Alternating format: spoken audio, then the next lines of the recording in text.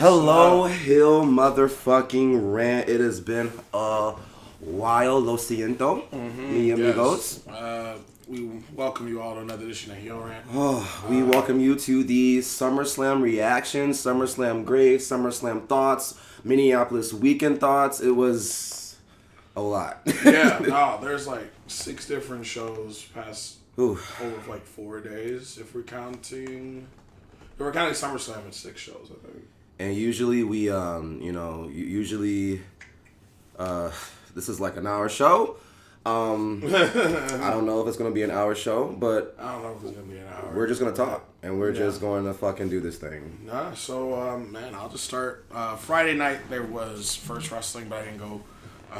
I went to Rave. That was pro wrestling based. They're called Remix Rumble. And I had a great time there. I met a lot of different people, including some of my buds over by the UK that I ended up meeting today. So shout outs to them. Or I didn't meet them today, but I met them Friday about today. Because ideally we would be in the same sections today. I didn't get to see them, but I know that they're listening here because I did recommend Heel Rant to them. Thank you. So hopefully y'all listening to this one, and I appreciate you guys very much.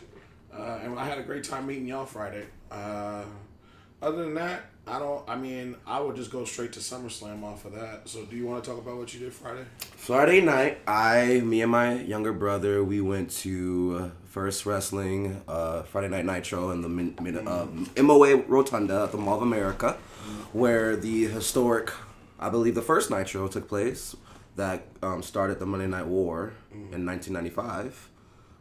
Between Monday Night Nitro and Monday Night Raw. So it was really amazing. We saw Eddie Kingston. That was fucking dope. There were so many other wrestlers. I'm not always familiar with the names because I'm still getting used to the names and the who's of First Wrestling. I think was there was Mr. Anderson, the teacher. Mr. Anderson, he was there. You mean the teacher? Mr. Williams? Well, Mr. Williams. Yeah. I said that. Mr. Williams was there. So that was truly just a fucking phenomenal way to kick off the weekend. Like for me, it was just so cool being in the Mall of America and seeing parents with their kids and like seeing people who may like not care too much about wrestling and like, you know, they're here at the Mall of America just being at the Mall of America, and then the Rotunda is like the fucking center, so like people are just passing by like what the fuck is going on. So seeing so many people just kind of like come over and see what was up, it just made me feel like, you know, as a 31-year-old man that has a podcast about this, that still watches this since I was a kid, you know, there's no one that can make me feel embarrassed about watching pro wrestling, and just seeing the excitement from kids, seeing the excitement from their parents, in this state of Minnesota, not only because it's our hometown and blah blah blah, but this is truly, especially the MOA, but like this is truly a wrestling city, and we don't get our props. People don't talk about it, but it's kind of sickening to me how we don't talk about it. And I'm not gonna spend too much longer on Nitro because we got so much to talk about. But truly, that was just a beautiful fucking start to what I didn't think I couldn't even rate this weekend. I could not believe Nitro kicked off all of that because Nitro was phenomenal and I didn't think it could get better than that. And anyway, yeah. So and then after Nitro, the same night, speaking of my Friday night, I went to the First Wrestling also had hardcore wrestling with First Wrestling and GCW at the VFW. So I was there for an hour until I tapped out, but yeah, that was my Friday night. Yeah, no, man. To talk about Nitro, I know I go there not all the time, but I do go over there for the Saturday Night Nitros. The Saturday Night Nitros are very well shot and they are well lit. It was so. I know they have like a fucking. I know they have an angle where they have the spotlight come down and you see the rotunda in the background. That looks so good, no matter who's in the middle posing. But I know it was just such a good fucking show. It had to look good. And like I'm not saying like First Wrestling does nothing but greatness, so it was not like I was shocked. But like I've never seen a wrestling event in the MOA. Like I didn't know what the fuck that was. So I'm thinking, oh, they're gonna be limited. There's kids here. Like, what can you really do in the fucking rotation? You know, like I had so many thoughts going into it because I just never saw that presentation before. But my fucking God, was I so shocked? Motherfuckers doing moonsaults to the crowd. We got toddlers in the crowd. The toddlers gonna move the fuck out the way. Like I'm like 5-year-old move home. I'm like and the kids are not scared. They're like excited to be like a part of it. Like, oh my God, I got to move out the way because I might get hit. Like, even though of course they're not gonna get hurt, but like, yeah, I'm still on Nitro. But like, yeah. But Saturday. Okay, Saturday. What the fuck happened Saturday? Saturday was shit really went crazy. GCW show. Can we talk about that? That was. Can we talk about that? That was an event. From what I took from that show is that Megan Bain. Oh my God, she's actually one of the best women wrestlers on the planet. I'm dead serious. Her tag match with Joey Janela against it's insane. Was the Brain and the Basher and the Brain? I believe so, yeah. I think it was those two on Saturday. She was by far the star of that match. She did a lot of the heavy lifting. She took a lot of the offense. No pun intended. She took literally did heavy lifting. Offense at first. Both she and Joey Janela played like they both got hot tags during that match because that match was long. I think it was like 20, 25 minutes. She is so incredible. Like, that was my first time seeing her live, and I'm like, who is this woman? And she signed to AEW. I didn't know that. See, I'm ignorant, but like... Yeah, big power wrestler. She picked up both of them and did like a backwards throw. It was ridiculous to see. And like, it blew my mind. Like, I know it's SummerSlam week, and obviously this is the center of wrestling because WWE is the biggest wrestling company. But like, seeing AEW stars cross over, seeing Eddie Kingston, seeing Avery Styles, we could get to that in a minute. Right. I was kind of like, I was asleep to the idea of like, and we didn't even get not that we got the chance to, we just simply didn't because we couldn't, and it just didn't fit into the itinerary. But like, there was WrestleCon, there was a whole other culture happening that we didn't go to. So I'm sure you guys who went to WrestleCon and met your favorite wrestler, and you know, I'm sure that she just had a whole different fucking experience. You know, like it's just. The experience that I had was already just jam-packed, and I felt too busy, and I felt too squished, and y'all went to a whole different, separate world, and then you went to the fucking rave. I didn't go to the fucking rave, so there was that's what I missed about this shit. I love Minneapolis. Like, and Minneapolis gets this every now and again, too, so it's not like we're not capable of shit like this, but, like, every part of the city, whether it was Northeast, whether it was Uptown, whether it was Southside, whether it was fucking Bloomington, whether it was... I saw fucking independent promotions doing fucking shows out in Oakdale or some shit. Like, that never heard. You know what I mean? Like, just shit that I've never heard of because wrestling was just in the fucking metro, period. And, wow, I don't know. I was truly blown away this summer. Like, it felt like the closest thing that I will ever get to like a WrestleMania weekend in my hometown at the very least, like without me traveling or something. But like, anyway, so yeah, Rude Awakening was just literally that. It was a Rude Awakening. I didn't know what to expect because it was a GCW, produced event with the First Wrestling Cup, of course, but like GCW, and it was on Triller TV. Shout out to Triller. Right. I'm gonna have to subscribe because I want to see myself on TV. Right. But the matches there were just fucking insane, and Rude Awakening topped.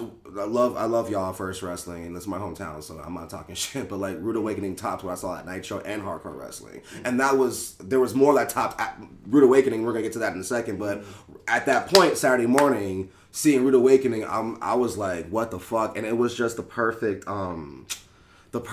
pregame to SummerSlam. Like, just coming into SummerSlam with these independent scenes doing their thing just really made coming into that venue, my blood was already rushing. And yeah, Rude Awakening was amazing. Yeah, just to speak on Rude Awakening, this was one of the shows that I was pumped up to see more than SummerSlam, but Rude Awakening, it let me know that GCW is so real.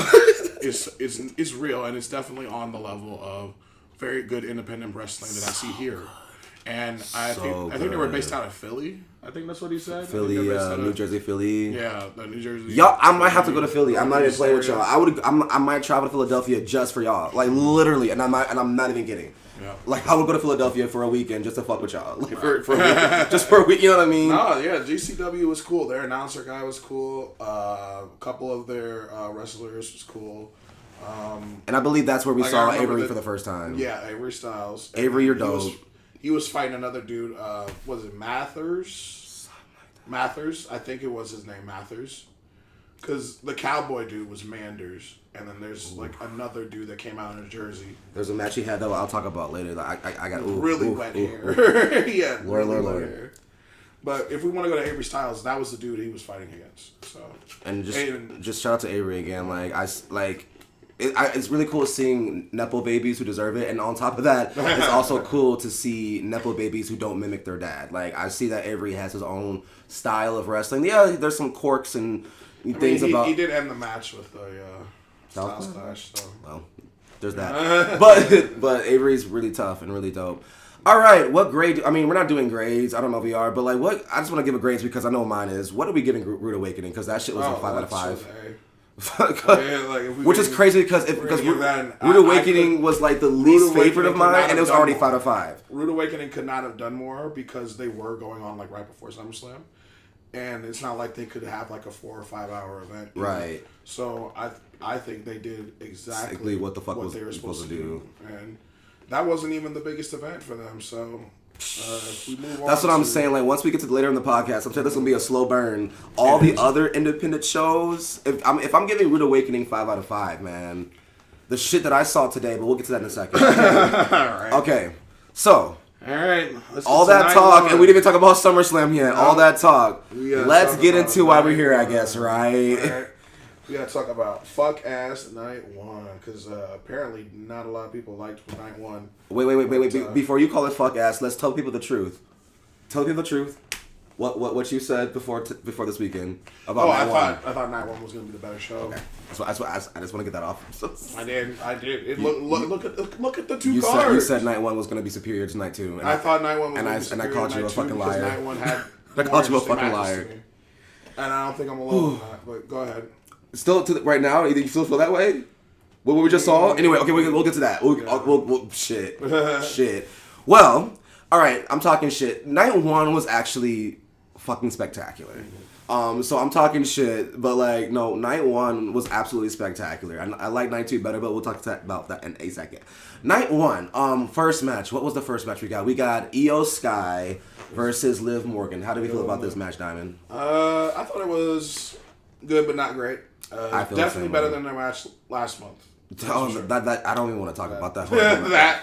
The Queen of the Wing final was ugly. We don't need to talk about that match. But this one was good. They got more time than they did last time.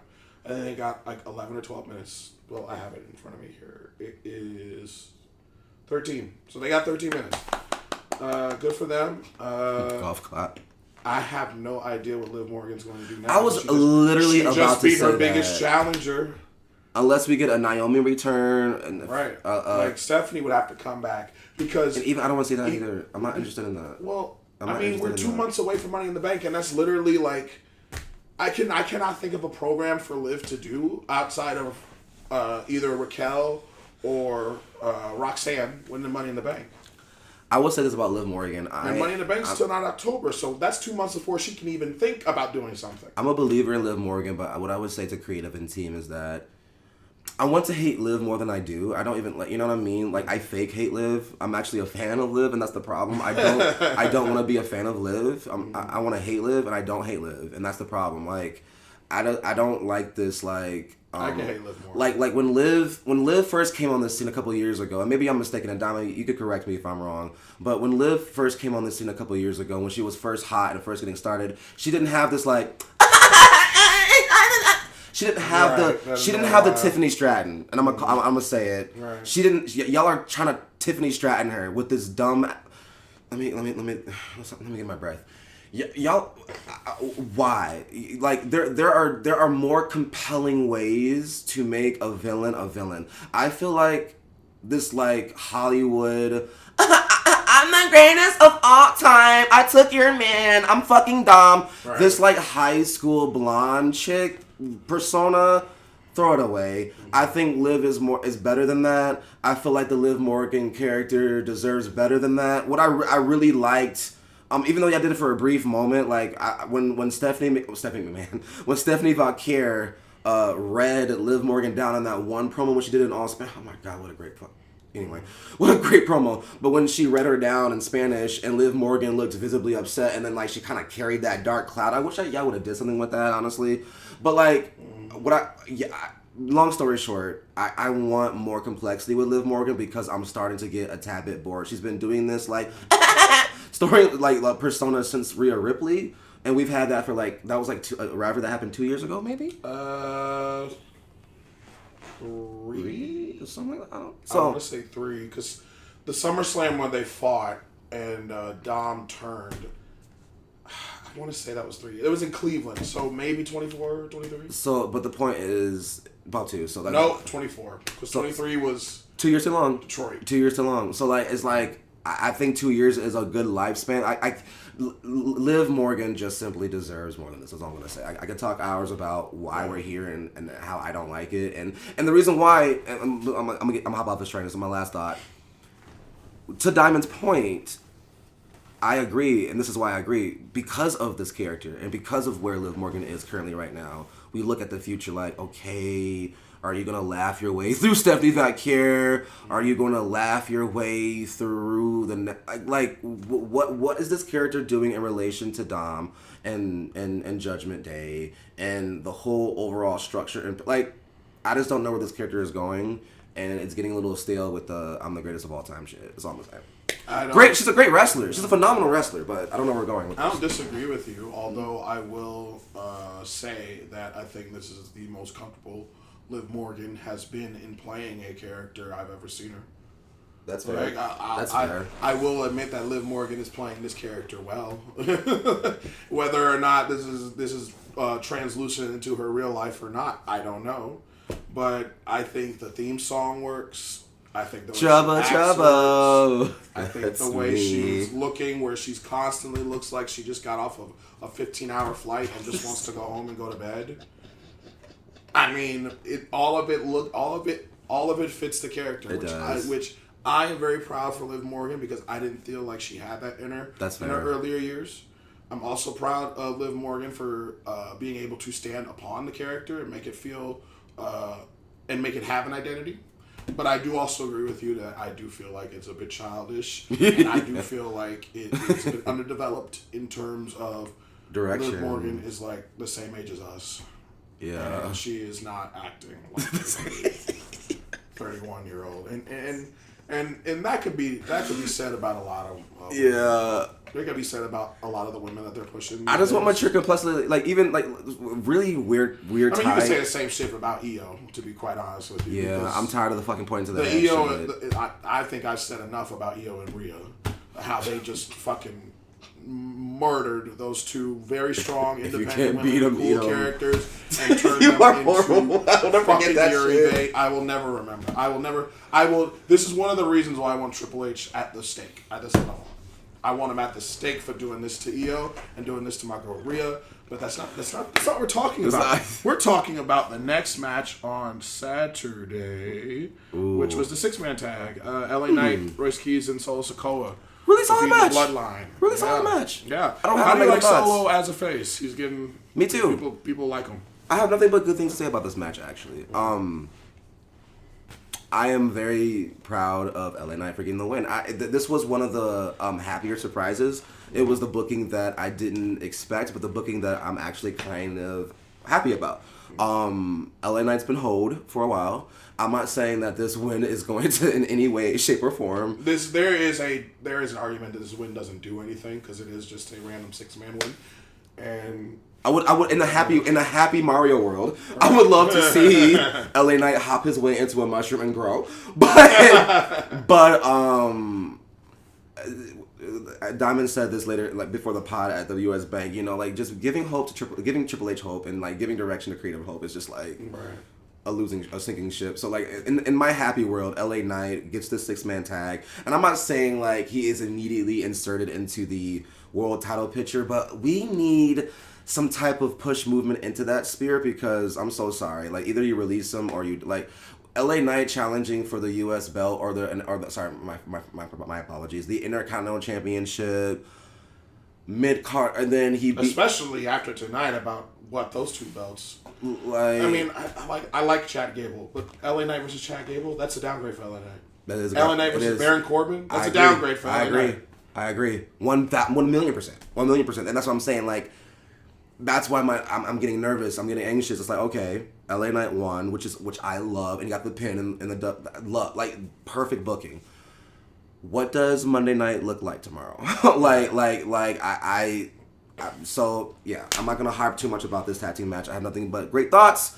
Amazing LA Knight won. My biggest fear is where do we go from here for LA Knight? Same problem I have with Liv Morgan. Same problem I have with Solo Sikoa right now because he's getting over organically, and you know what happens to people who do that. What happens to people who get organically? LA Knight.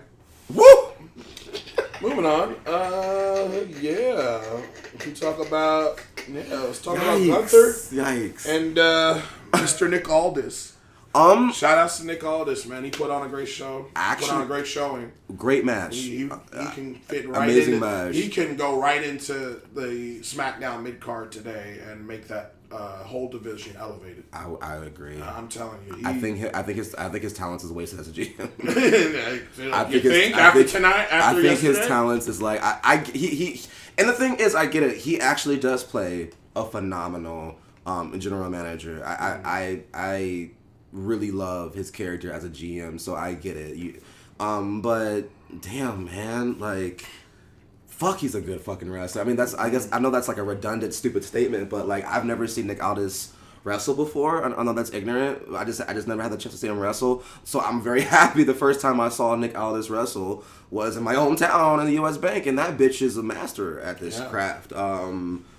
Fuck. Like, so yeah, another stellar, I would give that. I mean, we're not grading, but fuck it, we're grading. This match 4 out of 5.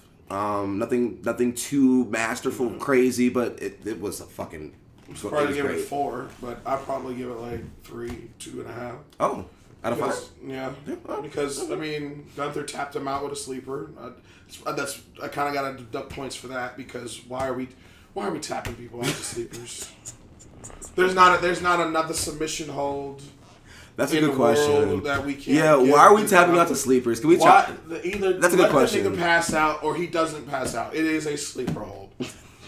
My God, I mean, Gunther he can't do like a half Boston grab. Why are we tapping out the sleepers? Like what? Like I know nobody wants to tap out anymore. That's fine. Why are we tapping out the sleeper? That's what I don't understand. We can tap out with a smile on your face. Yeah. Nah. Fucking bitch. Nick Aldis has a damn Texas cloverleaf. Couldn't tap out Gunther. Gunther puts a sleeper hold on him. He taps out immediately. I have another thought about Gunther that I'll get to when I get to night 2. I have another thought about Gunther. For me, this is just I think I'm about to rip Gunther a new one, but that's going to be later on the podcast. I got something to say about Gunther. Well, if we move on, you want to talk about your girl Paige or the Bellas? Is it okay if we don't talk about this match at all? Perfect. We didn't watch it. I'm sorry, is that shady? Is that shady? No. Is that shady? We didn't watch it. Why would we talk about a match we didn't see? Is that shady? You can talk about Punk and Cody. Okay, I'm sure they want to hear that. Perfect. Was that after the Bella? That was after. Oh God, thank you. All right, shit. Sorry, y'all. No shade. Sorry. Nah, they know how we no feel shade. about the It was the best women's match of all time. Anyway, the best 7-minute women's match of all time. This match was fucking amazing. It was amazing. It was everything that I wanted. A lot of punching. It was everything that I wanted from a Cody CM Punk match because these two haven't locked it up since 2008. It's been an extremely long time. It's been almost 20 years since the last time these guys were opponents. So like I was like yeah, and around the time that Randy Orton returned and gave the infamous RKO, my dumbass went to go pee because I had to pee. Like my bladder was hurting. Yeah, that was the story. Randy Orton came back, RKO'd Cody. Punk hit a GTS quite a little bit after, and that was the end of the match. So Cody's next challenger is Randy, and after today, Punk is looking Kevin Owens in the face. We'll get to that later, but yeah. Today's episode. SmackDown has direction. I was gonna say like that's the title of today's episode. This is really what SmackDown has direction. SummerSlam reaction. What the main thing coming out of Saturday night, especially, is that SmackDown has direction now. We have 2 main event feuds that are going on right now. After Sunday, we have another 2 mid card title feuds. We got a women's championship storyline. Everything but that tag division looks like it has a plan right now, which is more than what I could say about the last year of SmackDown. But y'all might make a nigga tune in to Friday nights because I haven't watched the full SmackDown. We'll see. And like since before this is gonna sound fucked up. I haven't watched a full episode of SmackDown since before the pandemic. I haven't watched it this year. I haven't watched a full episode this year. I don't. SmackDown is just not a good show. It's not. It's not a good show. It's not. Bad. Mm-hmm. Anyway, it's horrible. But that was night one. If we talk about Punk, that was Punk and Cody, and then night one ended with the Hell in a Cell match. Oh yeah. Brock and Oba Femi. Brock and Oba Femi. Oba Femi won. That's the important thing that we need to take away here is that Triple H did not fuck up that part of the damn match. Yeah, as long as fucking Oba won, we were gonna be all right because when Oba wins, this story fucking ends, and we can get Oba into a fucking title program. Which now's the time because come on, I'm gonna need y'all to quit playing WWE. I'm gonna really need y'all to quit playing. You're right, Diamond. This Punk and Cody thing was fine when we got to the match, but before we got to the Punk and Cody match yesterday, that feud was absolute ass to watch on SmackDown. Let's talk about it. I'm your friend. I love you, but I don't like you. Yeah. Did you hit me on purpose? No, I didn't hit you on purpose. I think you hit me on purpose. We're talking about the back end of a belt here. Something that happened off screen on Saturday night's main event. Nobody even saw it. I don't even. Oh boy. I don't have to think about that anymore. But if we look that into the future, that now both Punk and Cody have something to chew on, so that's good for them as faces. And as long as these heels continue to apply pressure and give these faces obstacles for them to overcome, real obstacles, SmackDown is going to be in a much better place. But true. That'll be up to our wonderful, diverse, open, all-knowing, all-seeing, wonderful writing staff led by our Lord and Savior, Triple H. And AI. In Chat GTP. Chat. No, yeah, I agree. This Hell in a Cell was nothing spectacular. It wasn't horrible by any chance. Actually, one of my favorite spots was seeing Piss Boy hit a tombstone. Right. That was cool, I guess. Bitch. But, no, I guess all seriousness, great booking in terms of the obvious choice. Like, Brock didn't need a win the same way he didn't need beating Taker. So having Brock win tonight would have just been not tonight, but this weekend, because we're recording this night too. Right. But Brock winning this weekend would just been nonsensical. So I agree. Great booking. Oba Femi and Roman needs to happen, and I have later thoughts on why I am so fucking excited for. I need that in my fucking belly button. Like, I need that match directly intravenous into my fucking bloodstream. Like, we'll get to that in a second. But like the way Roman performed tonight and what I think they're building this. We'll talk about it later. Anyway, Oba, great job. Thank you. Let's go. All right. Now, if we go to remix, I'll touch base on that. Because before Diamond hops in, someone just say so. At this point, your boy's fucked up. Right. We're in Minneapolis. We've been drinking. I've been drinking. Mm-hmm. I can't say we've been, like, I can't blame Diamond. But I was drinking a lot. And by the time, even though SummerSlam ended at a reasonable hour, I want to say like 8:30 actually, 8:30. Which was kind of crazy. Me and Diamond decided to head back through to First Avenue, where First Avenue was doing Rude Awakening in the afternoon, and then did Remix later on that night at 10 p.m. We got there. I looked at Diamond, and I was like, I have to go home. So I'll see you later. So I will kick it off to Diamond, and I can't wait to hear about it because I heard nothing but fucking phenomenal things. How was Remix after SummerSlam Night 1? Oh my God, Remix. Remix was, again, spectacular, but I'll just get to the bullet points of what I saw. Megan Bayne was also teaming with Joey Janela on that night, and they faced None More Violent in a great tag team match that None More Violent won. I was shocked. But again, I think I've watched maybe 2 Megan Bayne matches before this weekend. And I've seen 2 Megan Bayne matches, and now I'm already a fan of hers. That girl is talented. Is very talented indeed. Allie Katch is our world champion. She almost got fucked out of the title, and it was almost won to Darren Corbin because Darren Corbin rolled her up and grabbed the ropes, but my dumbass ref didn't see it and counted 3 anyway. So I had a mini heart attack in the front row. If that was ever filmed, y'all would have seen it. I was literally over the cage, just ready to die. Oh my god, dude. So would you say, I mean, it doesn't matter, but I'm just curious, was Remix better than Rude Awakening? Or were they on par with each other that night? I think they were on par with each other that night. I think they were. Remix had a really hard job following up night 1. Mm-hmm. Remix had a hard job because they were on at 10.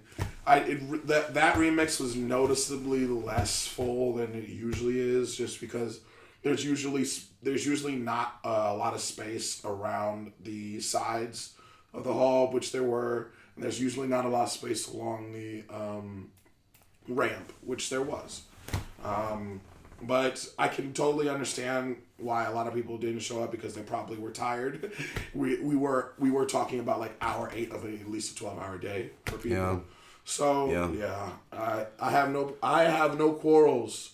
I'm happy that Allie Katch is still my champion. Because I ended up getting a shirt of hers. That is a really nice fucking shirt. Isn't it? It looks great. It really is. Damn. Like, from the whole damn state of Texas, bitch. Yeah. I love that. I don't know. I love that so much when they say it. Right?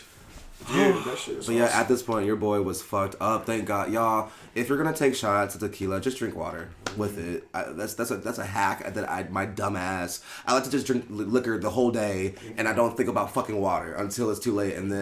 But when I got home, 2 little pills of ibuprofen, and then 4 cups of full glasses of water. That's smart. I was right back with it. Okay, let me kick this off because let's get to Sunday, man. Let's get to today. Guys, this morning on today. I have to stand up. Wait, I'm gonna sit back down. Wait a minute. Where's my Yeah. Okay, y'all. I'm not trying to be over dramatic. I'm not trying y'all, please. Like the wrestling that we saw this afternoon at First Avenue on August 2nd of 2026 at 12 p.m. at First Avenue, which was GCW Wrestling versus First Wrestling. So many thoughts, so many emotions, and I am not overcapping when I say this. It might have been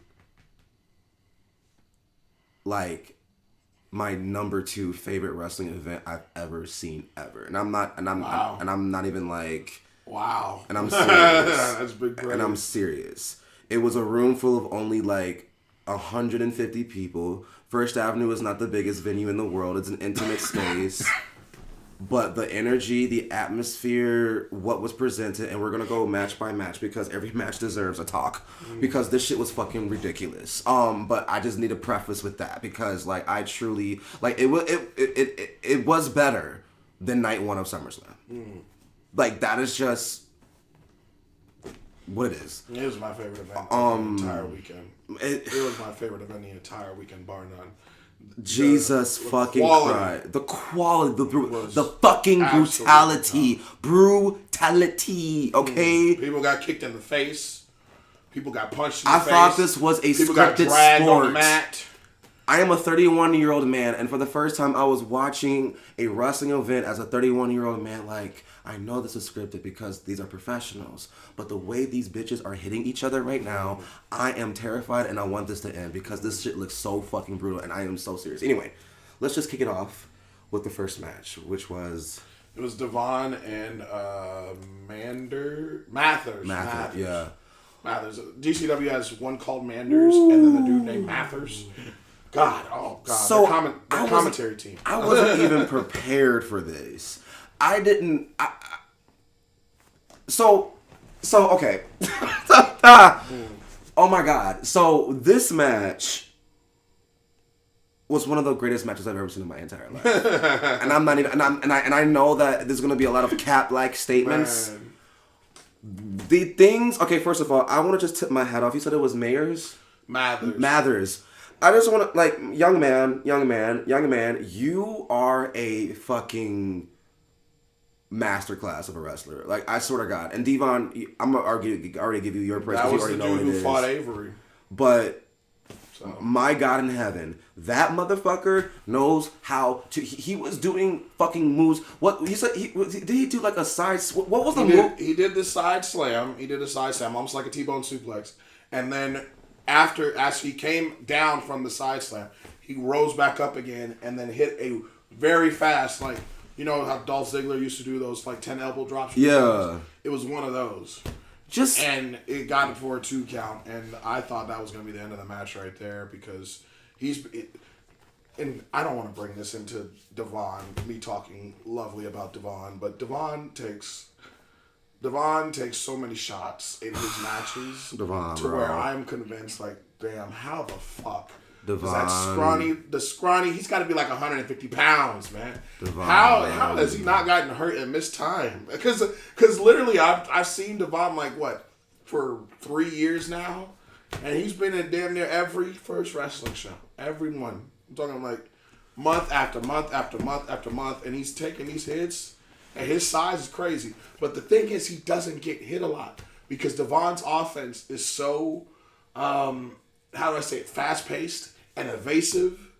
Yeah, that's another thing. Nobody can grab this dude, and when Devon's on, you can't hit him. It's beauty to watch, and he has perfected his craft. Yeah, he has perfected his moveset.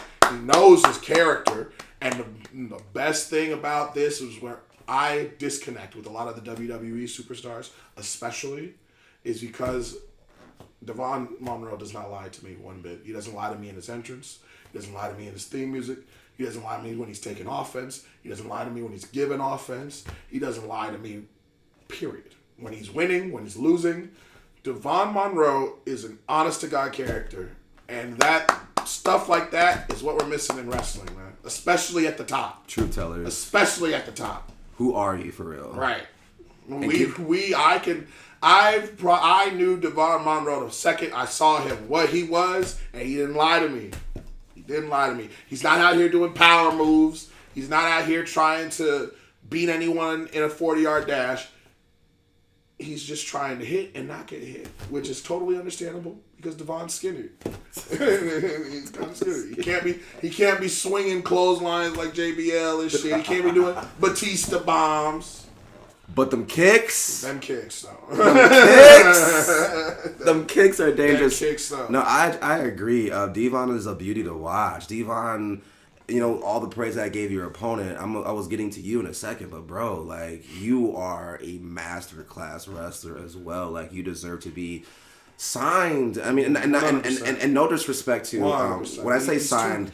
He's way crisper than what he needs to be for an independent wrestler, man. And that's what I'm saying. Like, no disrespect to the independent scene, no disrespect to First Wrestling and what they've done, no disrespect to Game Changer Wrestling and all that you guys have accomplished. So when I say signed, I'm not trying to spit on you guys already being there because First Wrestling is what it is, you know. But goddamn, seeing you on a PLE, seeing you in a 40K stadium with all your queerness and all of your just quirkiness and brutality, and you know what I mean, it's like it's a character where it's like, I don't know if this is always true, but like this misconception of like queer people and softness, and how you, like Diamond said, you're not a liar and you are brutal, you know, and the bumps that I saw you take this morning was just fucked up. Like this roll up pin that Mathers, it was close to the end of the match, and yeah, this Mathers. Dude. My bad. We're gonna have a fun time. Mathers did this roll up on Devon. Bitch.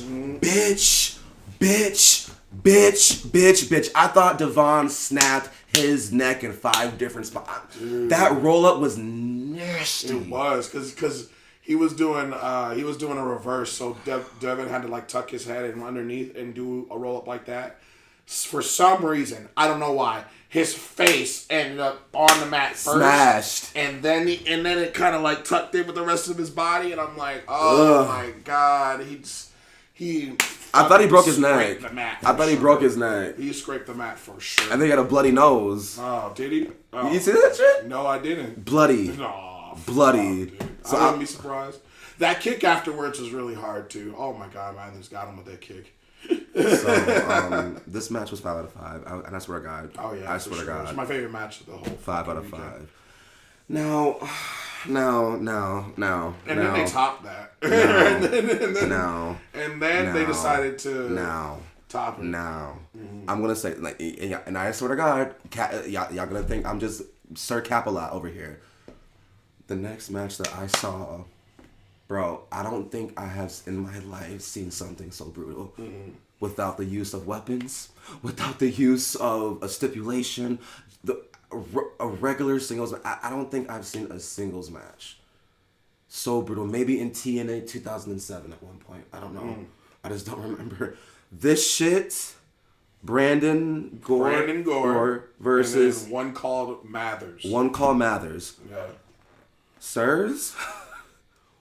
The one called Mathers, bro, calm down. Manders. See, I told... Oh, God. Fuck! I told you. How the fuck do they do this? Oh, my God, this is the first time I'm hearing... All right, from now on, I'm going to call this guy One Called M. One Called M. Because I'm tired of saying it. You could call him the Cowboy, because that's what he was. The Cowboy. He was a cowboy dressed in black and gray. Fine. You are now referred to as the Cowboy because I'm sick of this shit. Anyway. Mr. Cowboy, calm down. Because you were beating this man's... Bro, these clotheslines... And chops. These chops. Oh my God, the chop. I'll be honest, where we were sitting when Gunther was chopping people, could barely hear it. The chops that I heard from this guy... It's fucked up. On Brandon Gore... It's fucked up. I cringed like every fucking time. And it was like 14 chops throughout the entire... Choppity chop. And every time Brandon would get momentum, just shut it down. He would shut it down with something hard hitting. The way crazy you guys were hitting, and there were moments where I'm like, okay, maybe I don't know wrestling culture. I know a little bit about receipts, and I know about like sometimes things get kind of real-ish, like it's scripted and there's a way to go. But sometimes in between the scriptedness, them hits are like they kind of connect. I don't know if y'all just like agreed before the match that y'all were gonna do it that way. I remember that Cowboy hitting a clothesline, and maybe y'all are just good wrestlers, and maybe it's just a magic trick. But like I can tell when a wrestler is bracing for a clothesline and is just gonna do like a weird little flip, like let me just flip and oversell this clothesline. Bitch, Brandon didn't need to sell shit because them clotheslines were fucked up. Dude, I think the hardest one he did from his knees. Brandon Gore was coming off of the rope and he went like this, and it caught all of this fucking chest area, and I was like, oh shit. Brandon didn't need to sell shit because I know them bitches hurt. I know them bitches hurt. And it got to a point in the wrestling match, I'm like, this is scripted, right? Like, I'm like, bro, y'all had to be there. These clotheslines, these punches were so fucked up. I'm like... And it's from both sides, because Brandon Gore was getting his shit in as well. And Brandon hit a spear that... Yes. Man. It caught that motherfucker like right in the solar plexus. I wouldn't be surprised if he lost his breath. That motherfucker. And I'm not a wrestler, so maybe I just don't know what I'm talking about. But I like to think that I know a little bit about watching wrestling for a while and how wrestlers kind of brace for impact or how they prepare themselves. Y'all just, like, when I saw that spear, I didn't see no bracing for it. You just took that shit. And like, when I saw these clotheslines, I didn't see no bracing for it. That nigga really clotheslined this motherfucker. Like, I'm like, yeah. So, and even with my description, I can't even describe to you how this match made me feel. It was my favorite. I guess it was my favorite match of the night. Yeah, it was my favorite match of the entire night. And I swear to God, and it only got better too. But like, this match was 5 out of 5. It was crazy how 2 of these matches out the gate were just so fucking disgustingly fucking brutal. Brutal. Oh, anyway. Third match was our first wrestling grand champion, Ali Catch, and then Shotzi. This was kind of the point. Sorry.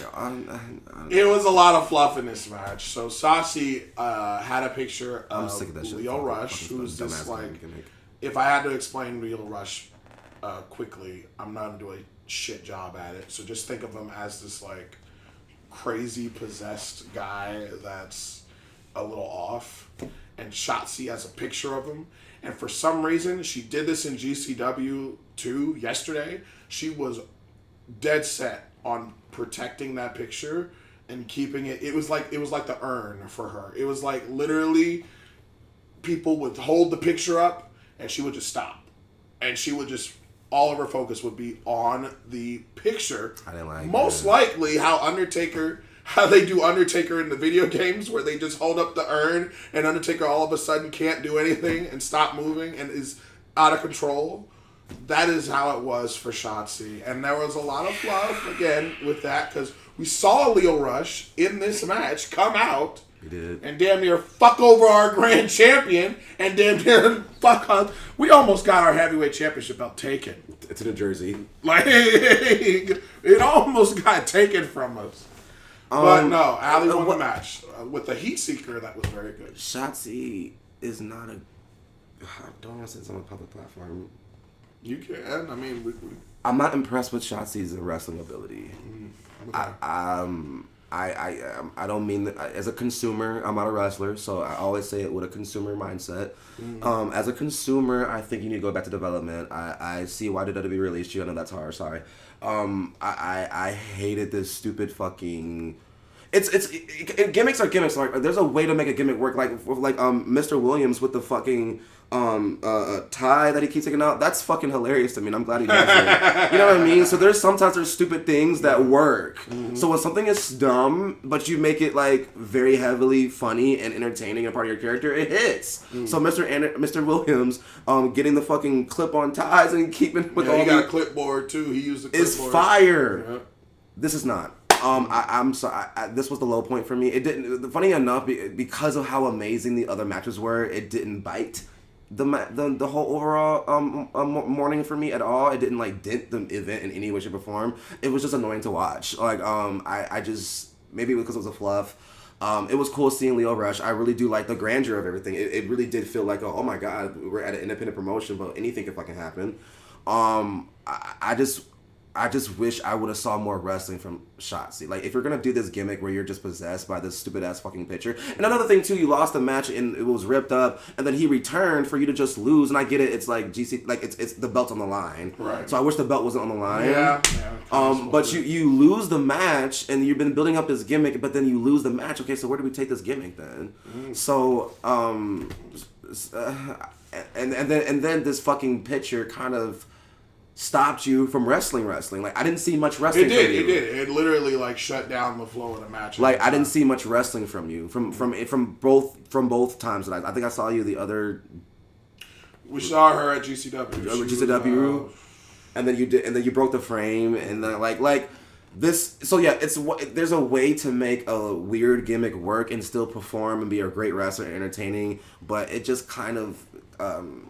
It was just weird, you know, and I don't know what the picture went into. Like, okay, he returned, and then y'all had this weird moment where you're confusing Ali, and then the green shit comes out of your mouth, and then you lose the match. Like, I don't know.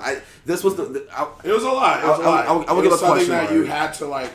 It definitely looked like something you had to watch like GCW for a while in order to get to really connect. Yeah, it was one of them carrying cross deals. So 3 out of 5. 3 out of 5. What was next? I think it was Eric Cannon and their champion that I forgot it was. Was it No More Violent? No. Oh, actually, I think that was next. Actually, yeah, it was No More Violent, and then the Basher in the Brain.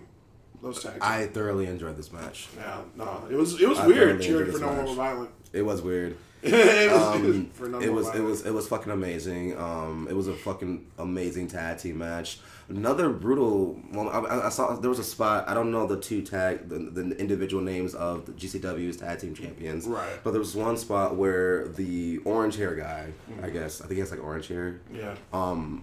he was like knocked off the fucking ring apron into the metal gates, and he was trying to sell falling, but he actually like his face actually landed on the crate when he was coming down, and not too many people saw it, but like there was like a group of people that saw it, and we're like, bro, ow. So there was like a couple of brutal spots that again like Jesus fuck, like y'all just really took. More violent. Another characters in First Wrestling that don't lie to me. They are two. They have great tandem offense, and their switches are really good. They're also just a couple of fucking weird ass kids that just don't like people and will start fights with anyone if they look at them in the wrong way. I thought they were gonna assault the GCW guys when they won. I thought they were gonna fucking jump their asses and start a program with them, because none more violent be like that. They don't take us as well. What was after this one? I think it was the Eric Cannon and fuck, I don't know. Did you take me? I don't know. The world champ, GCW world champion. Was it? Yes, the GCW world champion. I forgot his name too. I forgot his name too. But that was a good match. PewDiePie. Then it was the 8-man tag. Do you remember the 8-man tag with Jordan and Mr. Williams? That was a highlight. That was a highlight for you? That was a highlight for me. All right. Do you remember? Do you remember any spots? I remember. I forgot his name. He kind of reminds me of this guy from TNA's X Division way back when, but he has like a bald head. Who does he remind? Christopher Daniels. Yeah, he reminds me of Christopher Daniels, but he has like this bald head. I don't know his name, but he like picked up. I forgot who he picked up, but he picked up and did like a F5. Oh, that's Jordan. Jordan. So like he was on the top rope, and like the other wrestlers was like in the crowd, and like he like had this other wrestler over his shoulders and did like an F5 as he jumped into the wrestlers into the crowd. Like it was, that was one of my favorite spots. That's pretty wild. I was taking tequila shots at this point, so my memory starts to fade here. No, I don't blame you. And then the main event. Was that not the main event? No, it wasn't. Damn, it wasn't. What was the main event? It was a tag. It was a tag. Oh, it was Vipers. That's Vipers. Vipers and Eric Cannon versus. It was a singles match that became a tag team match. Yeah, that's versus their GCW world champion and that one bald-headed dude. That one bald-headed dude that I don't know. I don't know his name. I don't know GCW like that. But that was a cool match. That was a very, really, really great match. Right. So I just give this overall event a 5 out of 5, even with the low point for me with Shotzi, but truly, truly a fucking phenomenal solid card. With the first two matches, the second match was the most brutal thing I've seen in quite some fucking time. And Brandon, I hope you're okay. I know them ribs hurt like a bitch. Right. Like a bitch. All right, night 2. Oh. We go to night 2. How are we feeling about night 2? I'm feeling like money. I'm feeling like there's a direction. I feel like I'm on the train. I feel like we had smart booking decisions aboard. Just smart booking. That's all we ask. You don't have to. I mean, I'll say this: a lot of jobbers won tonight. A lot of people who've been losing won tonight. Because here's the thing, y'all. And again, I'm not saying SummerSlam saved this notion, but it's like, it's been fun telling these beautiful stories, but we are moving in. I would akin it to this. The same crux point we were at, I would say, around Nexus era. Ooh, yeah, perfect. Because Nexus era was right around the time we got the Shield as well. So, because the Shield came in, I think, fucked up the Nexus. We're at that crux. So when I mean that crux, even though this talent is way better, the budget is way bigger, the stadiums are way bigger. But when I mean that crux, I mean the crux creatively. Like, 2010 to 2012, I would say we saw so much creative change because at the 2010 landscape of WWE, if you guys remember, and I know it was ages ago, but there was just a lot of stagnation happening and not too many... I agree. There was so much... And here's the funny part about that, and maybe we can akin it to... When I say I equal it to now, the funny part about 2010 stagnation is that there were so many superstars to pick from to create a new world. Like... John Cena's bitch dumb fucking ass. We don't have the time to talk about it. Maybe we'll dedicate a whole episode to that crux. But burying the Nexus was fucked for that time. Y'all had 10 superstars in the Nexus that equally could have really did some shit. But anyway, we don't have time for that. My point is that 2010 stagnation is very similar to now. What I mean by that is that creatively is some weird things happening, but the superstars are jam-packed. There's so much talent, there's so much bodies, but we're doing the same shit. It was beautiful tonight, and we'll get to it later, but just a quick caveat, it was really beautiful to see the ending of the Roman Reigns and Seth Rollins rivalry. I really like what they're doing with Roman Reigns' character, and I'll get to that a little bit later. So yeah, to bring it back full circle to your question, I think night 2 was superior because it just felt like this was the direction that we needed in terms of burying the idea of stagnation. Now, will we capitalize on that? Jesus Christ, I do not fucking know, because now it's Saudi era and we're gonna be in Saudi mania. So I don't know, but tonight's booking decision surprised me, but happily surprised me, and it was like, okay, you guys are aware of the over talent that you have, and we'll just go by one, but I have a lot of thoughts. Well, as far as night 2 goes, I didn't think it was going to be that good. I think that's well known between you and me. I thought a lot of these cards, I mean, if I look at these times right now, they got more time than... Yeah. Oh, no, never mind, actually. I might be wrong. Because what I see the 4-way was 8 minutes. Mm-hmm. I see Baron Corbin was 9 minutes. And Danhausen was 6 minutes. So they got less time than they did in night 1. Which checks out, because I don't remember a lot of the in-ring from night 2. I don't. But I do remember that a lot of people that have been jobbing for quite a long time on my television screens. 1, Baron Corbin, Chelsea Green, Chad Gable. And that's all fine and dandy if we are doing something with them from this point. Agreed. Are we doing anything with this, or are they just going to hold it for another month and a half where they have one title defense maybe on a given PLE, and then they drop the title because we need another pop in 2.5 months when we're bullshitting on Triple H again? Like, I agree. What is Baron Corbin going to do with the United States Championship? I was so mad about that. Please don't get started. Please. No, let's start with that one, because I don't understand. What the fuck was this? First of all, why is Baron Corbin in the match? Why is he in my face? Why is he at SummerSlam? All Baron Corbin did to get in this match, and all Baron Corbin did through the last month and a half of television, was debut 2 weeks ago and attack Carmelo Hayes and Trick Williams because they happened to be in the ring. Were you fired? Yeah, he was fired. And then with all the... So you mean to tell me that TKO decided to ask New Day for a budget cut, but then we bring back this bitch? Like, what are we... So, this... Yeah... Does it make me hate Baron? Yeah, like he has genuine heat, but like it's heat because it's heat in the way of like, bitch, why are you here? Type shit. It's like it's not like I'm excited to see you and I love to hate you. It's like, bitch, I hate you because I hate you. It's like what like. So I was fully expecting this was the booking decision that surprised me and made me mad. It wasn't a happy surprise. I fully suspected Trick Williams to go over in this match because Trick Williams has been over since he got that damn belt and put a fur on it, and I don't like the Lil Yachty at all, but the Lil Yachty tagging works. Like that it does. That Lil whole Yachty and, shit just clicks. Trick works. That whole shit just clicks. So reminds me of another gang Trick was with. So I don't know what This is like again. I can't remember that other guy. I want Trick to get a rematch and just beat you and just become a 2-time. Like if we're just racking up Trick U.S. belt titles, that's fine by me. Get the belt off this bitch in like a month. We got a Clash in London or some shit. I don't know coming up. Clash of Women or Clash in London. I mean,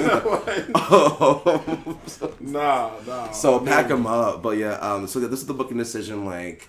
And the match was too. Like, it wasn't even like a match where, like, oh, okay, Baron won, and that match was, like, pretty fucking masterful. Like, It was just, like, a quick little 9-minute situation, so. I mean, if we're just at, like, fuck Baron. The last thing I'll say on Baron Corbin is this. I would like to, if we are going to have Baron Corbin as the United States Champion, let's have him do a little bit more heavy lifting with the builds to these matches. because it is offensive that all Baron Corbin did was talk over one SmackDown and jump two guys that happened to be in the ring with him. It's not like this. It was literally like a run-in type beatdown. Yeah. Weird. We need Baron Corbin to actually start being a heel and actually try to do shit, but he's not being booked because he's not one of the 6 people they book around. So I'm expecting nothing from this title reign. And yes, it should have been Carmelo Hayes, because Carmelo Hayes has once again done most of the lifting in this little mini feud that they had with Trick Williams. And for some god reason, Triple H will not put Trick and Melo together. I don't know why he has this obsession with avoiding it. Because the fact that Baron Corbin is in this match at all, the only excuse that I have for this is that they're just trying to give Carmelo Hayes another U.S. title because people want it, and they don't want Carmelo to beat Trick, and that's mind-boggling to me, because this is exactly how it was in NXT. This is exactly how it was when they first showed up on people's screens. Melo got all the wins. Melo was the one in the tandem, getting all the wins, being the front man. He was very good at doing that too. But for some reason, Triple H wants to keep him as the same character that he had in NXT, but have him on this losing streak. And it doesn't work like that. It doesn't work. It should have been Carmelo Hayes, sorry. Carmelo Hayes, yes. Sorry. It should have been Carmelo. You should have took that hit. You shouldn't have took that hit. It should have been Carmelo Hayes versus Trick Williams at SummerSlam. That would have been a far better U.S. belt title. I would have been happy with any victor of that, because I'm a huge Carmelo Hayes fan. Why is Baron Corbin in my fucking face? That's my biggest question about this match. I'm not intrigued with the... That's what I'm saying. Like, hiring him back... Like, bro, y'all over here making... Like, that's what's pissing me off. Like, bro, y'all making budget cuts. And y'all bringing back Baron Corbin, bitch, why? Like,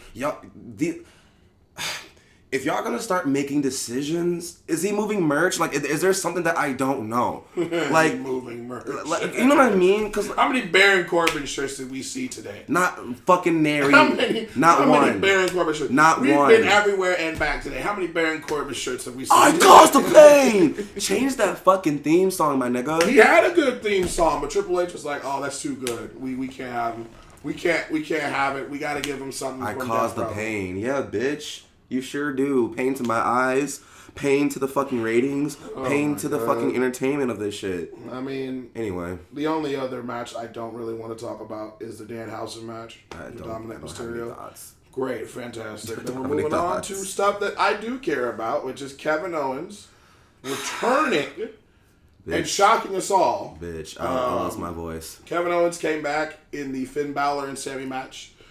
This has opened the show, so when Sami Zayn and Finn Balor came out, I was expecting a bell to ring.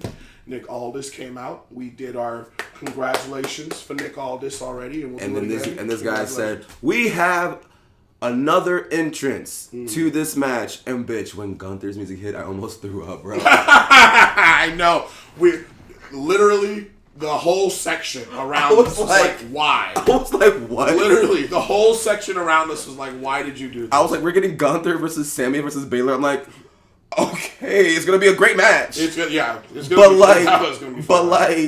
But I was like, you literally were just in a feud with this guy, and you didn't give him a championship match because of that.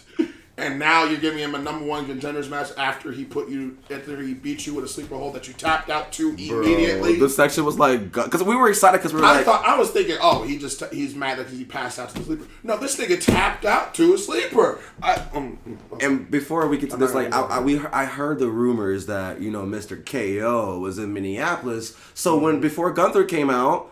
And he was like, there's another entrance. I grabbed Diamond and the homeboy next to me because I'm like, nah, bro, I'm about to fucking tweak out. And so when Gunther came out, I was like, kind of sourpuss because I'm like, this is the grand surprise. I'm like, okay, Gunther. Then I was like, damn, he's winning this match. I was like, yeah.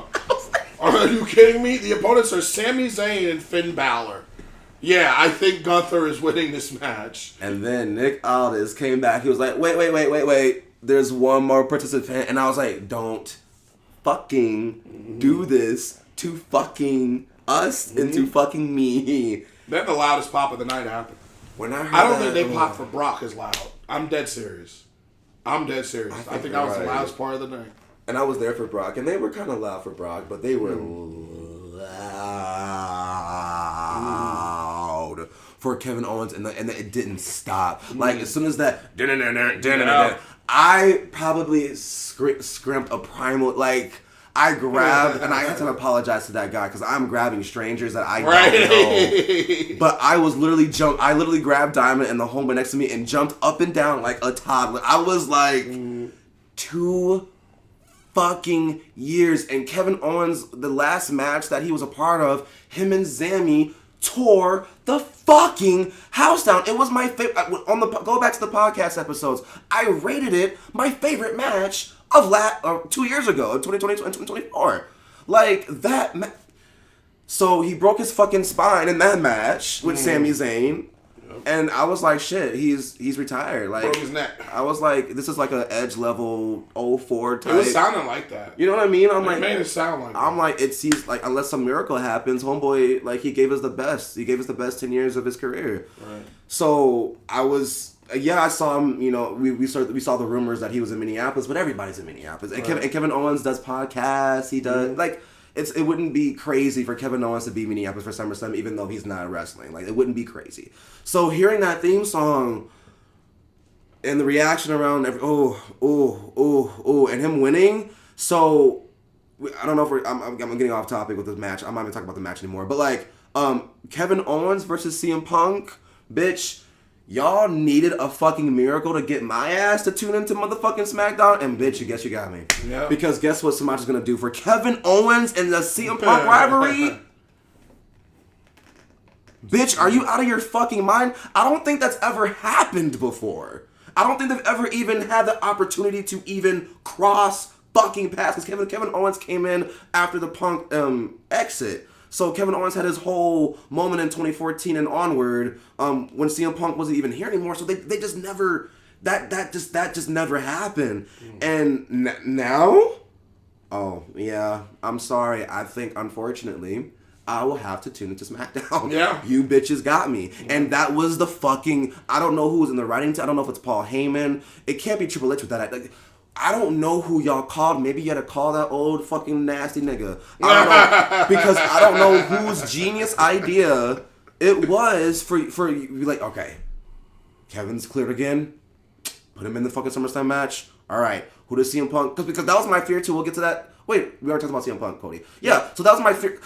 The biggest theme I think of this podcast, this episode that I've been like noticing is that our biggest fear is great matches. Where do we go? Right. So for CM Punk, that was my fear too. I was like, okay, he's clearly going to beat Cody. Shout out to Randy Orton returning. That's a logical step. I'm so happy Randy Orton and Cody are going to do another program that's away from fucking that bitch who came. I forgot his name. Good.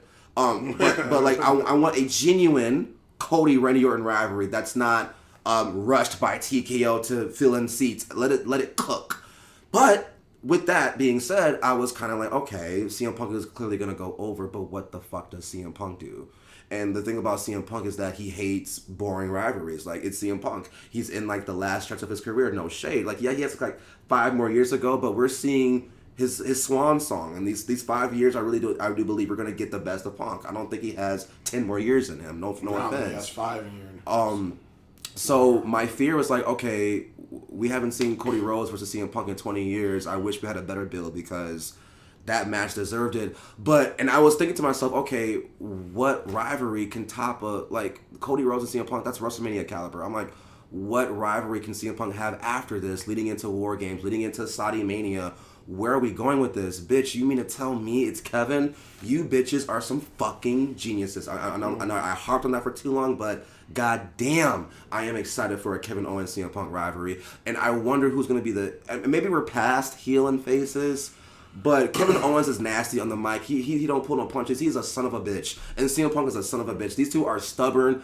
They're the same fucking person. Like, this is going to be good TV, but like Triple H, I'm gonna get off this train because I'm harping on it for too long, but Triple H, bro, we can't, like, to Diamond's point, oh my god, bitch, I will come to the headquarters and punch you myself. If you do this thing where it's like, I respect you, and we're like this pal shit, and then you hit me with the title belt. I'm gonna literally cry if Kevin Owens comes out and says something like that. I'm gonna literally cry because that way I know we're all royally fucked. We are all royally fucked.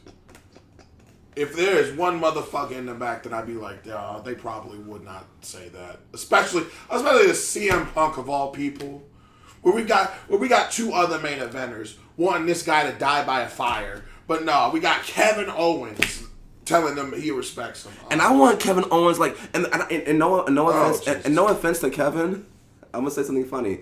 I can see why you got injured 2 years ago because you were on some reckless bully shit. In 2024, I don't know what the fuck was in the water. I don't know what you had for. Hey, his feud with Cody was really good. Bitch. People don't talk about that, man. He was really good, and a lot of that was on Kevin Owens' side. I wish they did more with it. From the Cody rivalry to the Sami rivalry that got you injured, bitch. From fucking from I swear to God, from August that year up until he got injured, Kevin was cooking every fucking week. I'm not even trying to ride his dick. I am so serious. Kevin was cooking that year. It's a shame that he got injured because he was really about to step. I believe he was going to main event that WrestleMania. But he was going to work with Randy Orton in a big, let's get him on the card match. So anyway, yeah. So I'm just begging, like, y'all have a good rivalry here, so let's don't ruin it. What's next? Chad Gable, the mountain has been finally climbed for Chad Gable. I have to call myself out. Like, first of all, I would say great match. I would have to call myself out. I really thought this was going to be like match of the year. It wasn't. But they only had like what was the timestamp here? 11:05, so 11 minutes. They only had 11 minutes. I told you they weren't getting 15. I told you they were not getting more than 15. I knew it in my bones. But dope spot. Penta doing. I think he did like a superplex on the apron. Ow. The match kind of ended like I didn't expect Penta to tap out so quickly to the ankle lock. Same. But they did like apply it multiple times during the match. Penta did not sell it until those legs got locked in, and then he immediately tapped out. But if that is not a red flag of yours, then I think this match would have been fine for a lot of people. It got the job done, and it was good, and it was stellar booking. Yeah. It was stellar booking. Shout out to Chad Gable for getting. I thought that his pop was going to be a little bit bigger than what it was. It wasn't. I can blame that shitty ass theme song they got us trying to chant with. Yeah, what was that? That shit was horrible. Yeah, Chad changed that theme song. They tried to get a skull chant going, and I think at best maybe 3/4 of the audience did it once, but it was beautiful seeing your family and your wife, I believe, in the ring. And for sure. And you embracing. It's about time they see a winning Chad Gable. They've sit through enough losses. Can you imagine? Oh. But on the same time, I am excited to see what, again, question of the podcast. Where do we go from here? I am very excited to see what they could do with a Chad Gable face Intercontinental Championship title reign. I think this is very dope because Chad Gable is a phenomenal wrestler, and I just want him to have more time to cook. Excuse me, y'all. More time to cook. Fuck me. More time to cook. So I would love to see another Penta rematch because I don't think Penta is going to. And I know we don't live in the world of like rematch clauses, but I think that I would love to see on a Monday Night Raw Penta challenge Chad Gable because I think for some weird reasons. What I've been noticing too about PLEs versus Raws, y'all get more time to cook on Raw. And I don't know if it's like a Netflix thing versus a ESPN thing. I think it's a creative thing, to be quite honest. But y'all get like 20-minute matches on Raw. I think it's a creative thing is because Triple H does not have a plan week to week and does not have a plan day to day. And just y'all be getting 20-minute matches on Raw, and looks at the format and want to figure that out. Anybody got any problems with it? No. Right. So, because I know, and this sounds crazy, but it's so true, a Penta Chad Gable Raw match will eat better than this. So hard. You know why? They're going to get 20 minutes to really eat. So, they are. I want to see this match again, but I want to see it on a Monday Night Raw, and I'll be there watching. All right. Did we cover everything? We haven't talked about Chelsea Green. We have not talked about Chelsea Green yet. Not talking about the whole ladder match, which I think was better than a lot of people were giving it credit for. It was great. It was a great ladder match. Me included. I thought it was a way better ladder match than what I was expecting. Given with that, I'm very happy for Chelsea Green. Very happy for her. She has another chance to prove these niggas wrong. And when she does, hopefully she will be rewarded. And I think she's got maybe 2 more months to do something with this title before Rhea comes back. But they have time to establish her. And honestly, that's what she needs. She just needs... She's in that Finn Balor boat right now. Where as long as she keeps racking wins, she'll be in a good position for when Rhea comes back. Because when Rhea comes back, that's when we got to tell the story. And here's the thing, too. It's got to matter. The same way I feel about Liv Morgan, and maybe this is going to be controversial, you're probably going to be like, Semaj, too far. I feel the same way about Rhea Ripley. I've shared my I feel like when Rhea Ripley was going after Charlotte's belt, that was the best we got in terms of, like, not that she's not had better matches since or better stories since, but, like, the hunger, the character was developed. Her being, Dom's pimp. She was just like she was more bigger, more independent. She was her more fucking shoulders were her character big. That is literal because she definitely lost some weight. And I'm not saying like I'm not trying to body. I hate talking about bodies in general, but like, bitch, you were fucking in 04. I'm 2024. But anyway, that aside, I just, when you do come back, and I hope that, injury or not, I hope this time, creative and you can kind of, because if you just come back like, mommy's back, like, this is an opportunity for you to go away for however long you've been, still the champion, and to come back, and Chelsea Green is over. Here's the thing. And this is the thing that I hope that we cook into. They're going to have to pick the right place for that matchup. Chelsea Green is over as fuck. We love Chelsea Green. You can't make her a heel. And I know if they picked the wrong place for that match, that may end up in a riot. If Rhea comes back, I want her to figure out how to be hated. Mm-hmm. I think that is the most... The heel turn for Rhea Ripley going to do it for you? Yeah, because it would offer more fire to this direction. If she comes back as a face, picks Chelsea up, slams the bitch down, and is like, all right, thank you for the interim championship, dumb hoe, give me my title.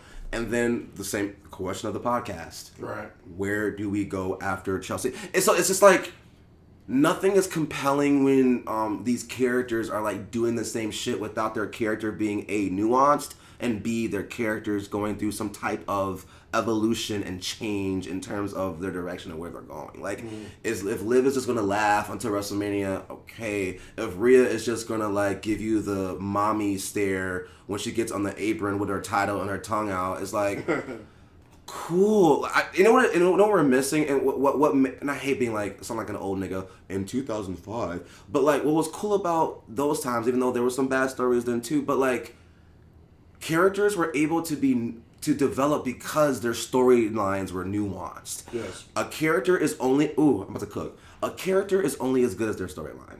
I don't care what anyone says. If Shawn Michaels had a bad storyline when he returned back in 2002, he would have never got anywhere. I promise you. I promise you. Like, that fucking storyline is so integral into who the fuck that character is. And when you keep providing shitty storylines, you think that you're just passing time to the next PLE so we can fill a fucking 60K video. These ticket sales, there's so many things going wrong here. The reason why these ticket sales were low is a lot of factors. A, the economy sucks, so we have to talk about that. B, y'all are announcing fucking matches 2 weeks before a PLE. That's a whole other conversation that we don't have the time for. 3, the story. And then when you're fucking announcing matches 2 weeks prior to the event, what's lacking? Bingo, class. The storyline. And when the storyline is lacking, what's also lacking, class? Bingo, the characters that we keep asking what next from. Because when you build these rivalries for just 14 days, and then we spend our fucking money on these like grandiose fucking things, we wake up on Monday morning like, okay, so we have fucking what, War Games next, or Money in the Bank, or some bull. War Games. Jesus. Why should I give a fuck about War Games? Jesus Christ, I'm sick of War Games. People were around us were sick of War Games when they announced it. They was like, I'm sick of War Games. It was cute when y'all brought it back for that, maybe 1 or 2 survivors. Sure. I love a gimmick match. We have the 5-on-5 elimination Survivor Series. We've had Survivor. Yes. If you bitches do not get rid of this stupid fucking concept and give us a traditional 5 versus 5 elimination, bitch, I would even fucking get my jimmies off on even if you were able to develop an actual fucking brand. Right. I would love an NXT versus SmackDown versus Raw triple tag Survivor Series. All right, like we got that one year. Like 20, I think it was 17. Yeah, it was. Yeah, I remember it was right before I stopped watching. Like, and actually, Keith Lee was in it. I miss when Survivor, and I know that we don't have true brand identity, but I miss when Survivor Series was about, and I am going to say this, bragging rights, and I actually named the paper for that. Yeah. But it's like I miss when Survivor Series was about bragging rights. Survivor Series is supposed to be about a survivor. Like it meant something to be this. When Randy Orton was like the sole survivor 4 years in a row, it meant something. Like he was like, I remember watching, like, ordering Survivor Series and the commentators being like, bro, this is Randy Orton's night. Like, he's been sole survivor 04, 05, and 06. Like, it was a big deal. I don't give a fuck about War Games, bro. I don't. Like, what are we gonna do? Okay, well, it's gonna be the Bloodline versus LA Knight. Like, I don't. Hey, you see EO jump off a cage and give that don't turn you on. Fuck. That don't about War Games. I'm gonna watch it from my house. They don't turn you on to see Bronson Reed break his fucking ankle again. They don't do it. So I don't even know where I was even going with that. My apologies, but like, where was I going with that? What was he even talking about? That no one's hyped for War Games. Yeah, fuck War Games. But anyway, tying it back in, I'm gonna keep it going. But like, yeah, so like, just we need better storylines for these characters to be people. I can't agree with you more. And as far as everything else is concerned, Chelsea Green, don't you drop this belt to Tiffany Stratton. Don't you do it. Don't you do it. I know you're in a program with her right now. Everybody in the back tell her Tiffany Stratton got her own title. She needs a challenger. Anybody. B-Fab, Me Chin. Who's that other girl? Fucking Jordan Grace. Jordan Grace. Oh my God, Jordan Grace. I forgot she was on the program. What are we doing? Oh my goodness! Why are we not utilizing Jordan Grace? Why are we not utilizing our women's talent? Why are we booking? Why are we have some of the divisions? Y'all have the best 5 people. Y'all have probably the best women's division. You wouldn't know it because we're seeing Tiffy time. Like, bro, no shade. Triple H. I don't know if it's just like I don't know the power. I don't know what goes into this shit, but it just feels like there's obvious pieces on the board here that are just not being. Why is Jordan Grace not on my screen, but Baron Corbin is, my nigga? I have no idea. What? I have no idea. And it's not like the SmackDown mid-card is lacking of talent. So, I don't know. Yep. Anyway. That leaves us with Roman and Seth. That 45-minute drama we got to sit through. I was very happy with this match. It did what it needed to do. Would I call it a classic necessarily? No, but it was a very, very well done match. It had the appropriate spots, and it told the appropriate story. And it was just smart booking. I would relate it a little bit to Roman versus CM Punk, albeit Punk versus Roman was a masterpiece. And I don't care what anyone says. Punk versus Roman was a little bit more diverse in this one. Yeah, this one kind of felt like finisher spam for a little bit. Yeah. It was cool seeing Roman Reigns do a dirty deeds. Dirty deeds. Yeah, and I think even Seth wanted to do a Death Rider, but Roman countered it. And I think Seth hit a spear. Yeah, he did. And you said that was the second best spear you've seen this weekend, was it? You said. Yeah. So that goes for something. So yeah, I think this was an incredible booking decision. Roman Reigns went over clean, and now I can talk about what I wanted to talk about earlier. I was waiting for this moment because I didn't want to get ahead of myself, but. What I love most about this main event match than anything is because what I think they're trying to do with Roman, which I'm so happy, we didn't get this with the last Bloodline. And I'm so I was kind of nervous when they brought the Bloodline back in this way because I'm like, oh my God, regurgitation. The one key difference that I will tip my hat off to Triple H and Co. The one key difference that makes this Bloodline situation this time so much more different and better. 2 things, actually. 1, there's no wise men. I really love that. And True. And B, Roman is running niggas down alone. Mm-hmm. He's walking them down. Alone. There's no bloodline rules. There's no bloodline interference to keep the tribal chief in check. Roman has his attitude, and I think he said it in a promo or 2, but Roman has his attitude. This character now is like, y'all are gonna follow me because I'm gonna get this shit done on my own. I'm gonna be the tribal chief because I can do it by myself. The whole point now is like, y'all are gonna follow me because I don't need you. That changes everything to me. And it's just so perfect. Like, just running down CM Punk clean. No chairs, like, it's just clean. Running down Seth Rollins clean. It's perfect because it's what we need for this next thing that I'm about to say. Which I was excited before, but I'm insanely excited now because of how you booked Roman. You have a Roman clean Reigns just clearing niggas clean with a title belt. You have Oba Femi clearing niggas clean without a title belt. This provides the perfect storm and the perfect match where two men have cleanly got to a point where we want to see past versus future, where we want to see Roman, who has dominated. Because I haven't felt this way about a character since Roman. I remember being a Roman stan right around the Daniel Bryan era, which was like 2013, 2014. I remember being a Roman stan, and when I thought that Roman Reigns should have won the Royal Rumble way earlier than he did. I remember when he first won the Royal Rumble and that he had that piss poor reaction because he should have run the Royal Rumble 2 years prior. So I say that to say that I haven't felt so stanish about a wrestler, about a character since that time, and Oba gives me that feeling.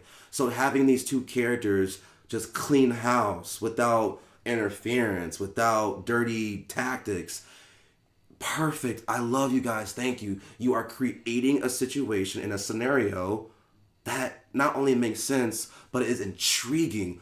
Who is going to go over clean in a situation like that? Roman Reigns versus Oba fucking Femi? Bro, where Oba Femi is kicking out of F5s at a 1 count? I haven't seen people... He kicked out of a tombstone to wood. On a 1 count. Barely a 2 count. I haven't seen a character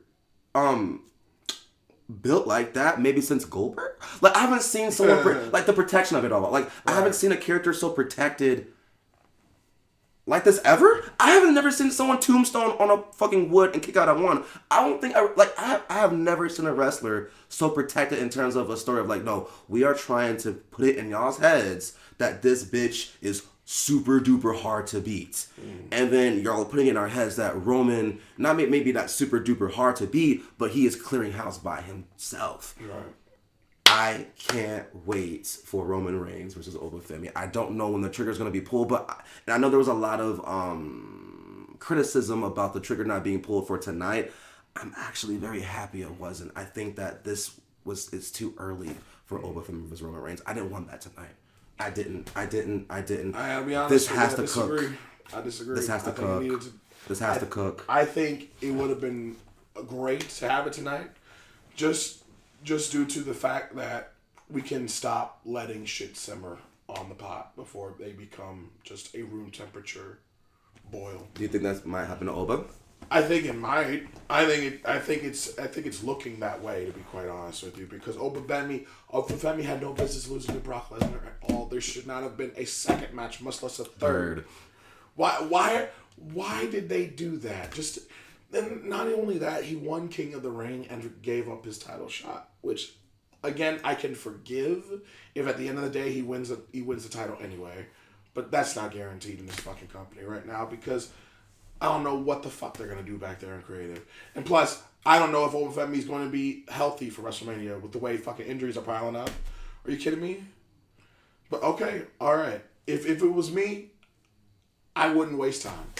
I'd advertise it for the next pay-per-view literally on Monday. And just... Money in the Bank? No, I wouldn't even wait that long. I'd probably do it the Clash or whatever. I'll do it at a Saudi show. I don't give a fuck what the next pay-per-view is.